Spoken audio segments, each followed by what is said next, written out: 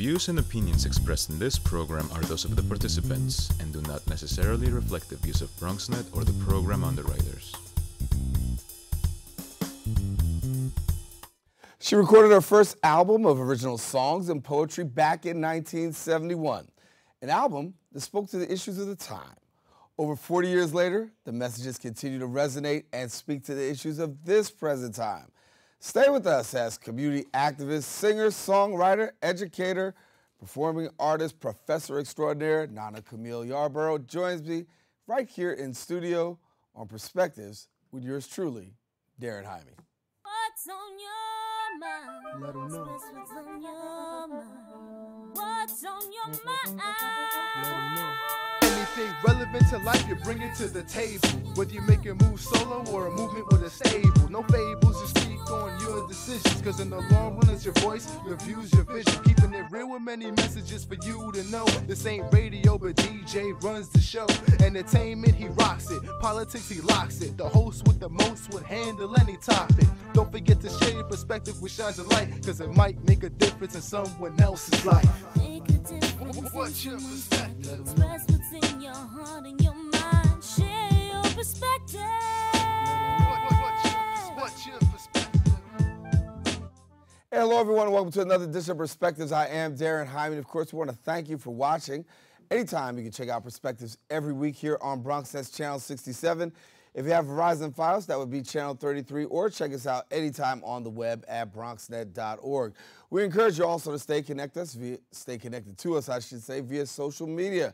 That's Facebook, that's Twitter, that's Instagram, my professional page on Facebook, Darren C. Jaime, and you can get caught up with some inspiration and things that you might, just read to better your day.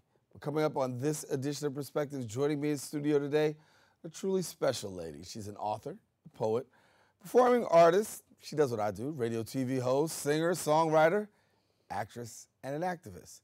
At the tender and vibrant age of 83 years old, she is still doing busier than ever, concerts, speaking series. I got myself into trouble. Her first album of original songs and poetry, The Iron Pot Cooker. Take Your Praise, one of the songs on that critically acclaimed album, was sampled by English techno musician Fatboy Slim in 1999. And as a songwriter, she had the fortune to have her songs performed live in concert by her friend, the late, great Nina Simone. And we welcome now Nana Camille Yarborough to the show. And I'm very happy to be here. Very happy? So I can correct you. Okay, go ahead. Come on, correct me. Go ahead. What did I miss now? What you took 3 years from me. Okay, what is it? 85. 85? Yes. Oh, 85. Okay, there it is. 85 years old. Okay, I'm sorry. And things are bum, bum, bum. Do it right. I gotta get it right. Thank you for it's coming. so nice to be here again. Thank you. Thank you so much. Recently I did a presentation at the Schomburg, and I would bring that up real quick. And some students from Lehman were there because they had heard about it and seen it about it and talked about it, and they were there, and it was good. So, and because, I said my age, but that doesn't mean that I'm separate from this time and this place and what's happening. And our young people are so important. That's one reason why I wanted to come back here, because I wanted to break down exactly what I, as an artist, from the tradition, coming from African tradition, have to give, and that we used to give. That was our tradition. All of the great style and everything that came from our music. And really, yesterday was, I think, Jazz Day all over the world. But the people were talking about jazz as if it's an American culture. Who created it? They never said about the people who brought it to the world. And I like to make certain corrections so that we get what is ours. We know that if there's correction is needed, she's going to bring it. Yes. And you're going to let us know. I might do it nicely. Nicely. All right. Well, that's good. Well, let's talk a little bit about Iron Pot Cooker. The Iron Pot Cooker was an album of poetry. And because I know our people like music also, and sometimes people can get it better when it's in music, I had 3 great musicians, 4 actually, to work with me. And it was a song in which I talked about our lives. I focused on the lives of people of African ancestry.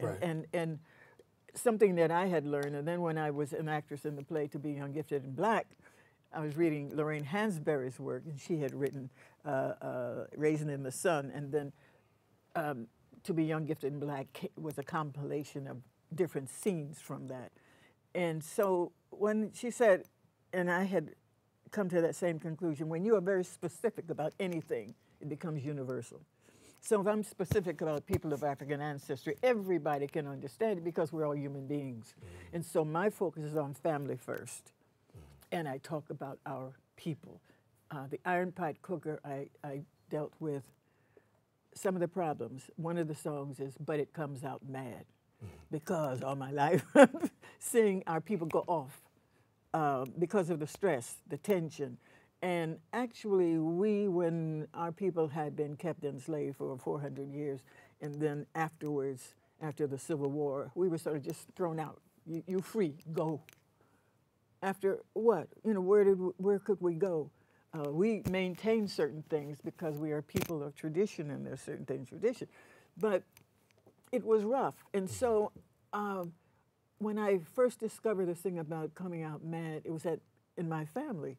And my father from Alabama, had gone through terrible tension, struggle, and brutality there.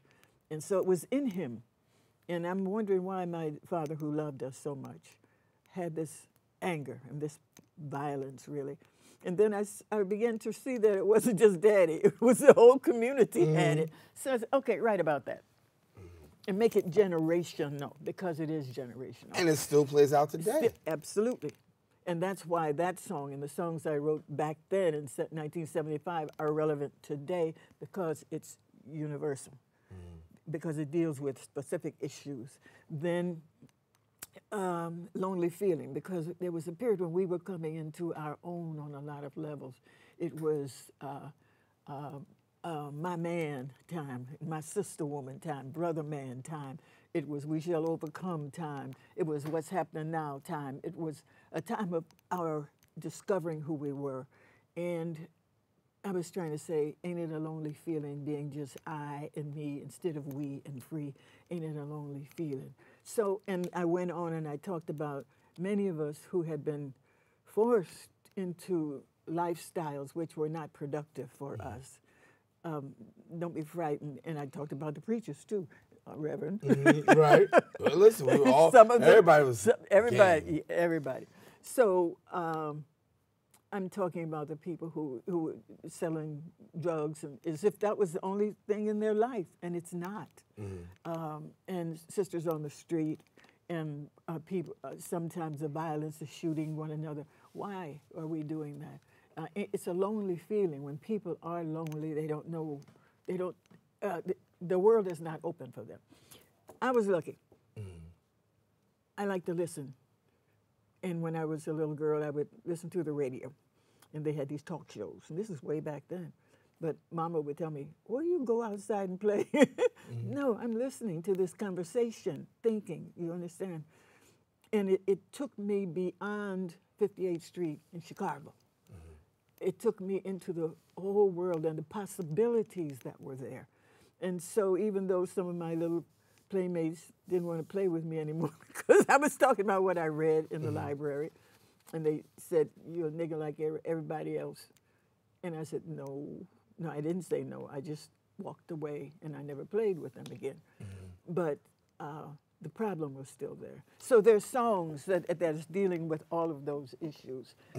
I want to come back and talk a little bit more about a couple more of those songs. I want to talk about the issues, because we still got a lot of issues we want to discuss. Right. And I've got Nana Camille Yarborough here with us. Stay with us. We got more show right here on Perspectives. Coming right back right after this. All right.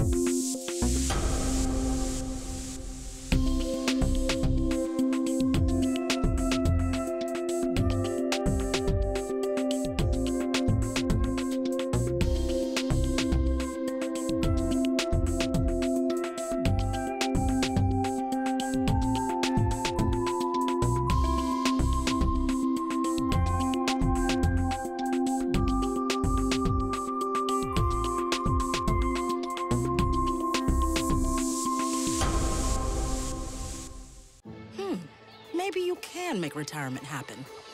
After all, you made this vacation happen, Double points with every purchase? cleverly merging promotions, Love it. cross-referencing travel sites, and booking all your flights with those. Vouchers. I got us bumped. They were like, oh, but now they're like, aloha. You aced this vacation. Now get the tips you need to get on track at aceyourretirement.org.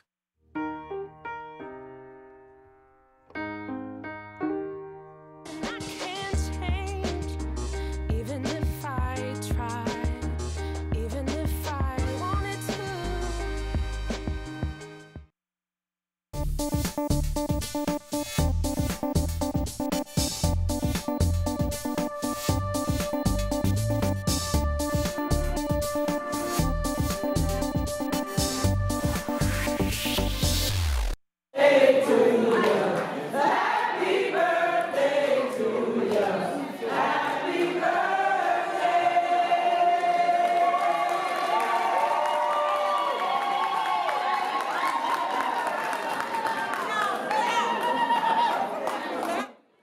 And what you just saw there was a multi-generational celebration of Nana Camille Yarborough, her art, black family, African culture, no matter what. It was one night only, and it was at the Schomburg, and that was a great time for you. Sure. Did you play it? As we did, You just on the did? commercial. I didn't know it's that. coming out commercial, okay. Oh, yeah, we had a good time. It was not only a celebration of my birthday, but I wanted the people who I love and people who have been supporting me, just black people, period. I wanted everybody to have a good time, and we did.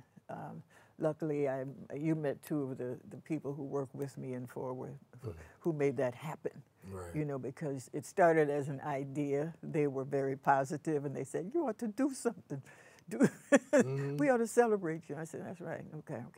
But what they had in mind was not what I had in mind. So it ended up at the Schomburg, and I wanted it to be there because of the legacy of Turo Schomburg, who went around the world finding our story and brought it together, because he was told that as a black man he had no history.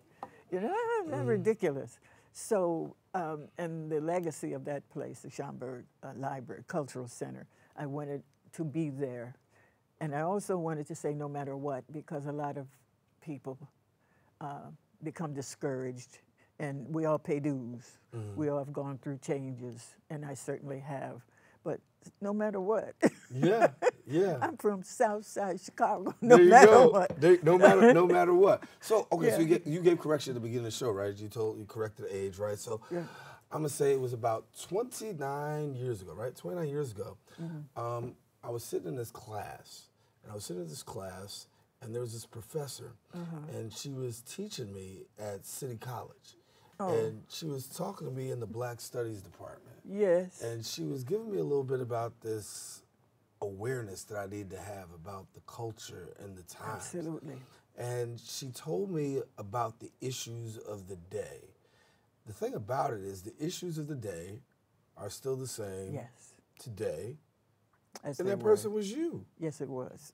I'm guilty. The issue. I had that honor. I had that privilege. And I learned a lot. Now, and still today, as I told you off camera, you know, you bring this awareness about what's going on and the things that we need to really be focusing in on. Yeah. But I'm kind of like thinking back in my recall, saying a lot of what we talked about, racism, the educational system, very important, the inferiority of us as a people, is still prevalent today in what we're talking about. Yeah. There was a period, let me say, when you were there, Black Studies Department, chaired by Dr. Leonard Jeffries, was one of the most active Black Studies departments in this country. Why did we need a Black Studies department? Because just what they told Turo Schomburg, you have no history. There are no people in the world who have no history. You know what I'm saying? So, but it was like we're going to control you by telling you you're nobody. And it was amazing to see the young people who came there. Many of them kind of lost, but they found their way to a place where said, you are, and this is your history. All of us have story, and that's what I like. I like to tell the story of a people because it empowers them, and that's what was happening at City College. And largely because of the Black Studies Department. So it was an honor for me as a performer who had been out there and gone through a whole lot. I was healing when I came to City College. Y'all didn't know it, but I was, and I'll just leave it there. I won't, that's for a book. Okay. I won't go into that. But yes, when we tell our story. So in my songs, at the Schomburg, when the people, community people were there, you understand, people who are activists, people who are trying to make things better. I might not approve of this one or that one, I might not agree, but they were all there, the people who speak up and will encourage us. So I had great musicians, and the food was gorgeous, delicious. They couldn't stop eating. We had a birthday cake, and it was great. So we're going to do it again because they didn't want to leave. Right. You understand? We miss family. Our families were broken in so many ways, and we had to put our families together again under circumstances which were there to undercut everything I did. Not me, but we do. So the people there, they wanted to hear more of what we were saying. The speakers who came up, the Bob Laws and the priest Clark, Yoda Babriz, and the musicians who played the didgeridoo from Australia. The original people had that. And the songs, we ended with a song called Family Forever, because we have to believe in our family, and we are here forever, right? No matter what you say. You kind of led into the question because I want to talk about family. Yes. No, it's good because when you talk about Family Forever, that dynamic, right? That's the biggest struggle that we have, both in the United States, the family structure, right? Yes. And then it's also something that we struggled with from ancestry. Ancestry, yeah. This story is so tremendous. Being the first people, first human beings, we go back to the beginning of the beginning. And Runoko Rashidi, you know, the great traveler and educator, and he's bringing back photographs of us from way, way, way back. Not just photographs, but drawings, even if they're on the cave walls or someplace. He's bringing those things back, and it is amazing to put who you are in little pieces together. And a lot of our young people have been deprived of that, because when the Black Studies departments were de-gutted, if you will, were watered down, were just eliminated, what happened to those people, those young people who did not have the opportunity to reach the knowledge, to be aware of who they are, their strength? And they're here because the system says if we control your culture, we can control you. So when the brothers got together and created something called hip-hop, called rap, because they were talking about issues, they were talking about situations and what they felt about it. That was too powerful for a system that likes to control. Now, during the 50s and 60s, the young people from the colleges went and sat in and walked in, and we paid a great price, but we changed America for the better. But some people didn't like that. And here comes these young black men, mostly, and some women, talking about, rapping about issues. And I think it was decided not to let that happen. And so someone went into the world of pornography and hired directors from the world of pornography to come in and direct hip-hop film. This is a fact. It's proven. And what did they bring in? They brought in tits and asses, excuse me, and that was not in hip-hop before. And it changed the whole thing. It changed because this other image came in, not about the greatness that the first rappers were talking about, developing yourself and talking about you as a king, not a slave. That difference was dynamic. I mean, it was very important. It changed a lot, and that was not allowed to continue. And then what happened to hip-hop? Language that then, I remember being, as an elder at that point when it started, I remember a lot of young people said, old people don't like us because we say, and the language was so offensive, we would never use that coming up. And walking down the street and hearing the names, the words, we're saying, what is happening to our culture? It has been taken over. And young people think that this is ours. But you're not a dog, you're not a hoe. You know what I mean? You're not all of those things. I want to talk about, after the break, take a quick break, talk about how do we get it back. Yeah. Right? What are we going to get it back? Okay. All right, now Camille Yarborough, our guest in studio, coming right back. We'll be back more show right after this. Did you know kids who play outdoors have healthier lungs? Totally. I did. Did you know that boys that play with dolls make better husbands? My son has lots of dolls. But did you know terry cloth diapers breathe better? I did. It's totally true. Oh, yeah. Did you know that strollers have the right of way on the sidewalk? Yes. Yep, I did. Did you guys Did you know that kids who eat breakfast have higher GPAs? Yeah, I know. Yeah. That's actually what I was going to say. Did you know babies should never touch silver? It's really bad for them. I knew that. Did you guys know that statistically friendly kids have more friends? Yeah. That's obvious. Did you know most people think they're using the right car seat for their kid, but they're not?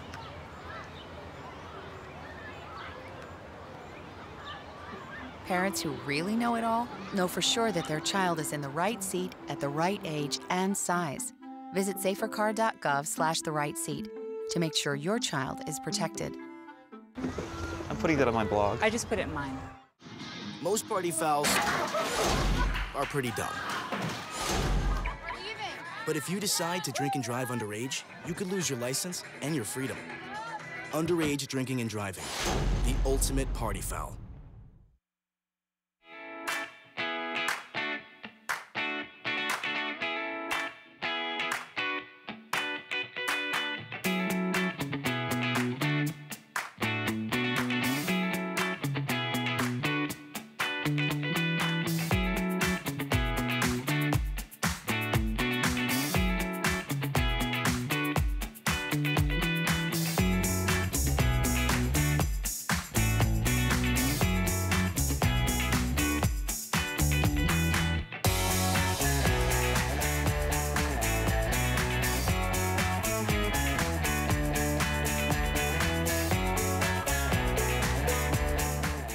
We are back here, continue with our very special guest, Nada Camille Yarborough, talking about, before the break, we talked about losing it, right?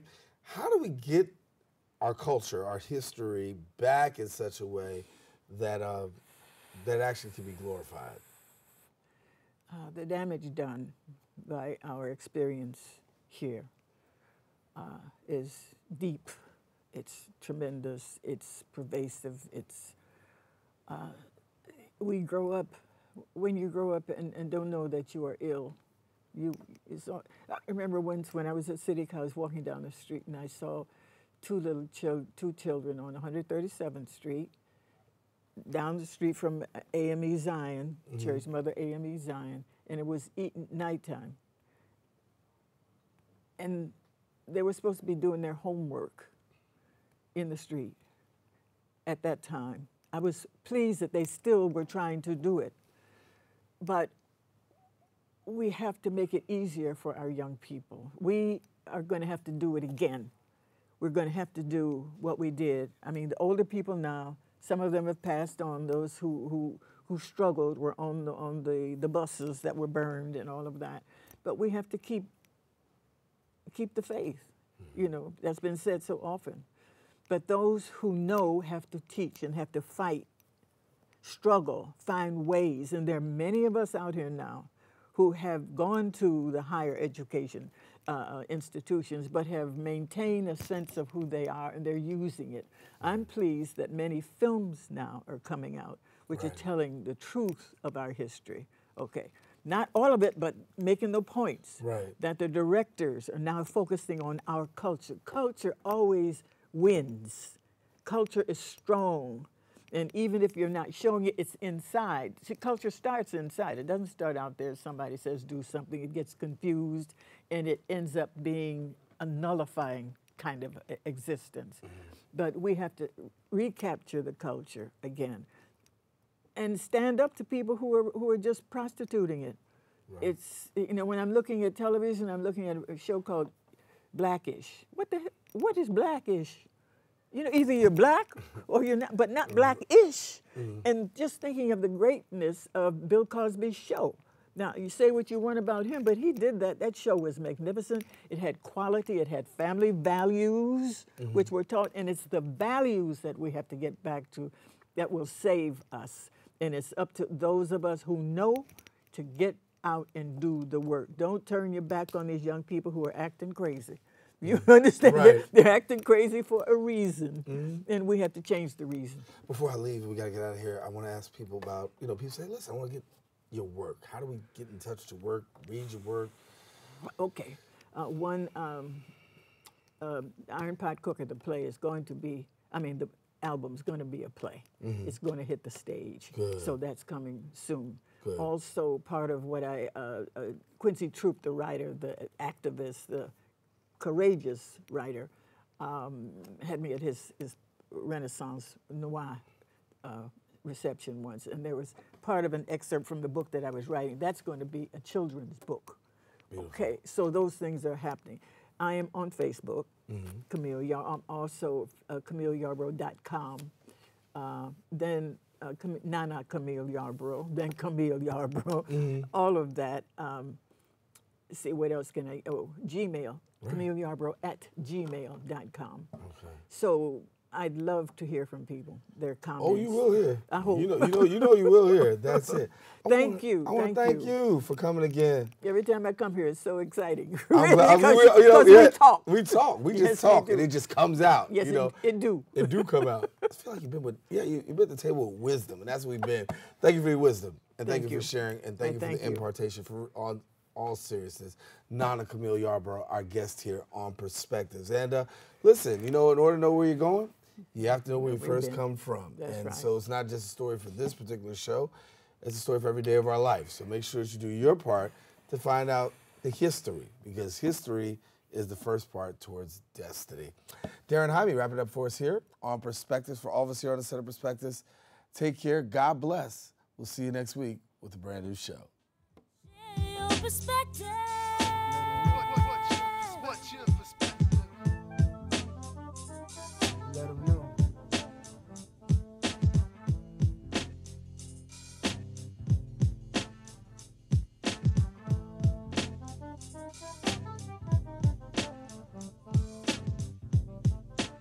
So, I'm kind of new here, but I've noticed a trend.